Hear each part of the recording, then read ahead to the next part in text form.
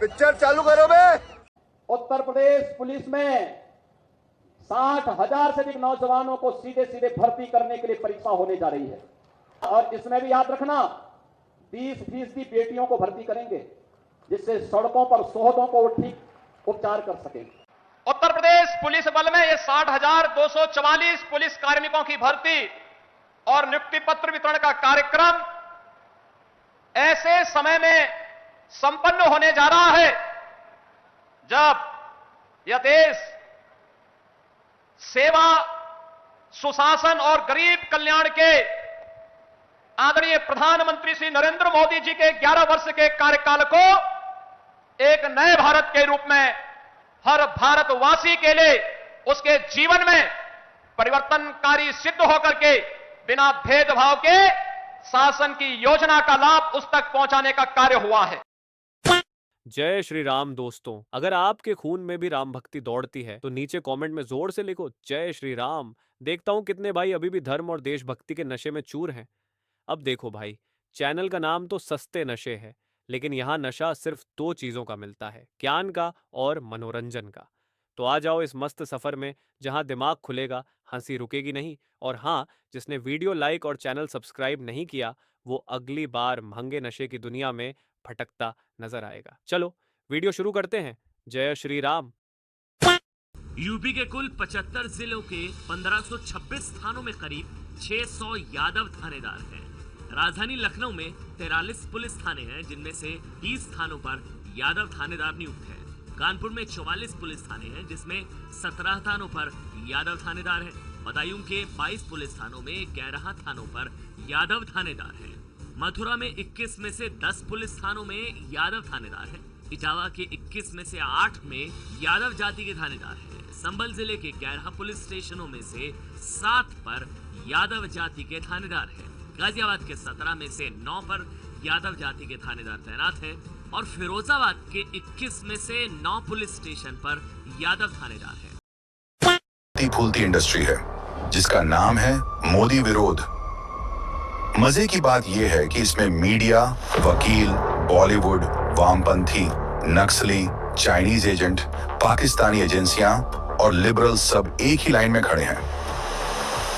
वामपंथी और secular media, ये लोग मोदी जी से इसलिए नफरत नहीं करते क्योंकि मोदी जी के आने से इनका सेक्युलर नैरेटिव काम करना बंद हो गया है, बल्कि इसलिए नफरत करते हैं क्योंकि मोदी जी ने इनकी दलाली दुकानदारी बंद कर दी, जिसमें ये सरकारी खर्चे पर ऐश मौज उड़ाते थे। और यही इन्हें भा नहीं रहा। काले कोट के नाम पर देश विरोधी काम, हर बात में PIL डालकर अदालतों से नैरेटिव सेट करने वाले सेक्युलर काला कोट गैंग मोदी सरकार से इसलिए परेशान नहीं है कि मोदी जी के आने से इनका पेड प्रोपेगेंडा बिक नहीं रहा, बल्कि इसलिए परेशान है क्योंकि CAA, UAPA, 3 तलाक और 376 के खिलाफ कोर्ट जाकर कुछ हासिल नहीं कर पाए।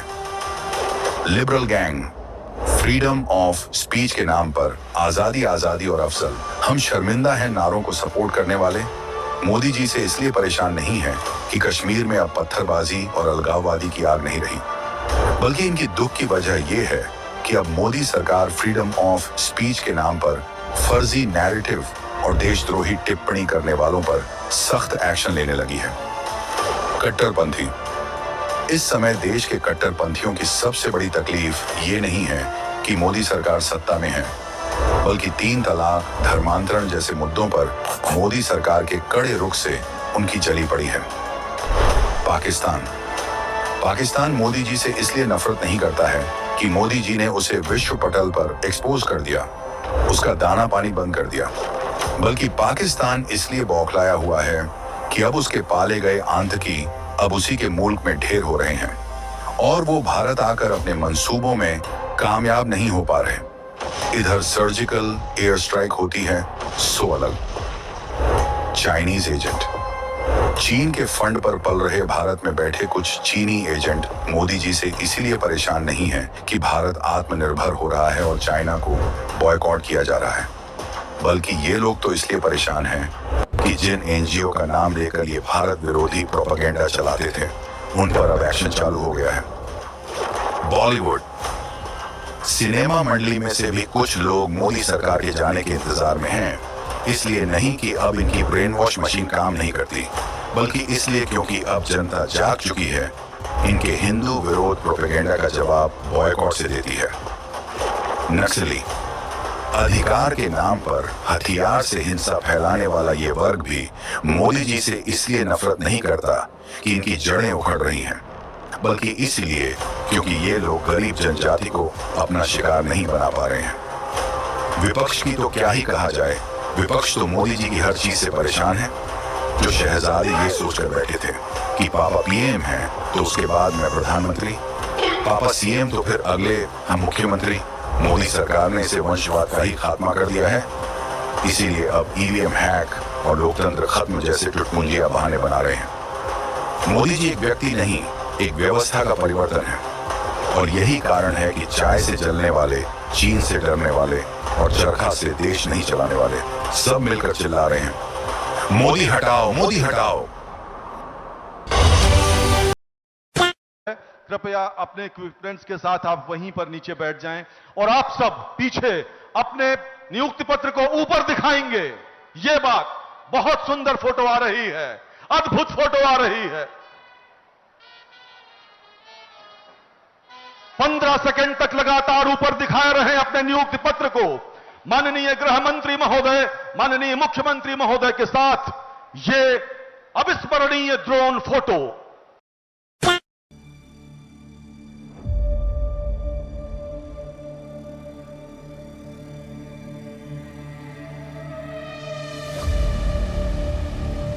ना कौन रखा है, कौन रखा है पैर के सामने? आरजेडी के वर्कर जो कौन है आरजेडी के वर्कर रखे हैं? ये बोले राम मंदिर में पैसा दिया था। I pay 20 lakhs taxes every year. I work in an IT organization and I pay the tax. So क्या बात कर रहे हैं? मैं क्वेश्चन कर सकती हूँ। I'm an engineer by profession. I am a cloud engineer. Sector बताओ। सेक्टर कौन सा sector? Multinational company. I support LTI Mindtree जो ये लासन ट्यूबरो की मेट्रो में चल रहा है। कंपनी का नाम क्या है? LTI Mindtree। ओनर उसके 20 लाख कैसे टैक्स पे कर दो, बताना जरा कितना परसेंट जीएसटी? पढ़े नहीं हो आप? नहीं मैं तो कुछ भी नहीं, मैं कुछ भी नहीं पढ़ा, मैं ऐसा ही बोल। कितना टैक्स अभी बता था भाई?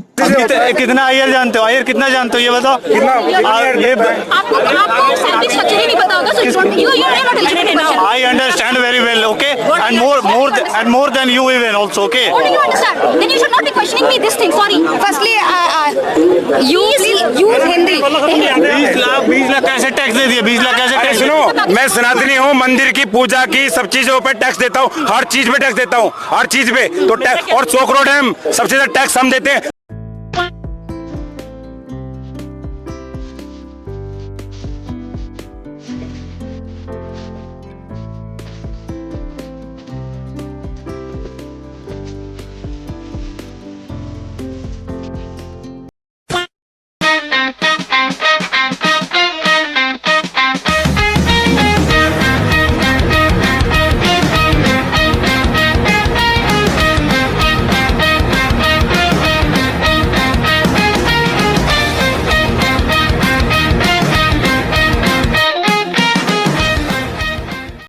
क्या मर्यादित क्या ना मर्यादित?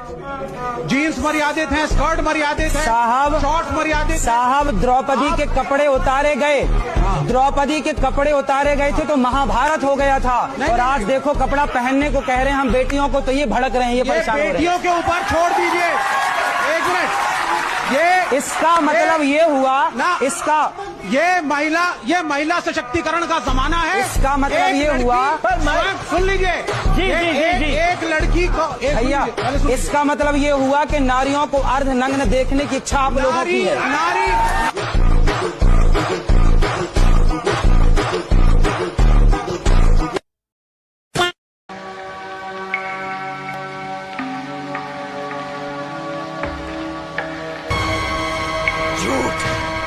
झूठ बोल रही है तू। बिल्कुल झूठ नहीं कह रही।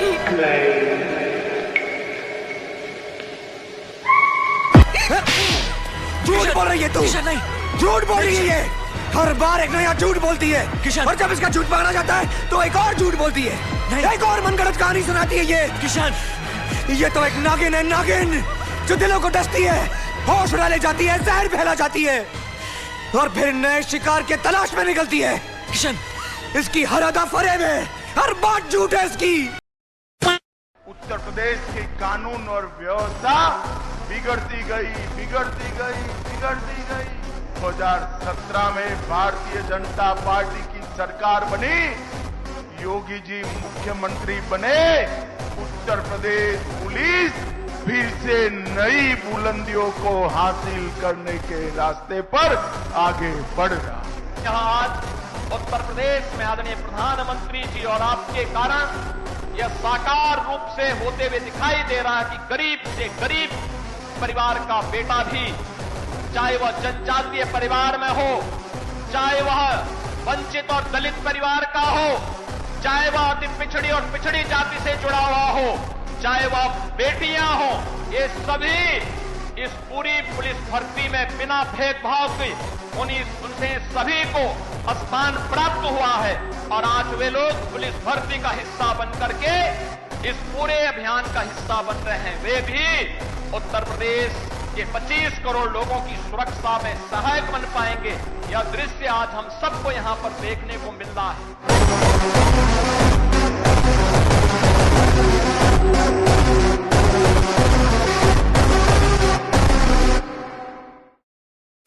मैं अपने सबसे कट्टर हीरो को, गोपाल इटालिया को, फाइटर को आप लोगों को दिया है।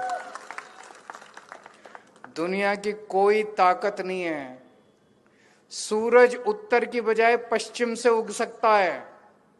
गोपाल इटालिया को कोई माई का लाल खरीदने वाला पैदा नहीं हुआ।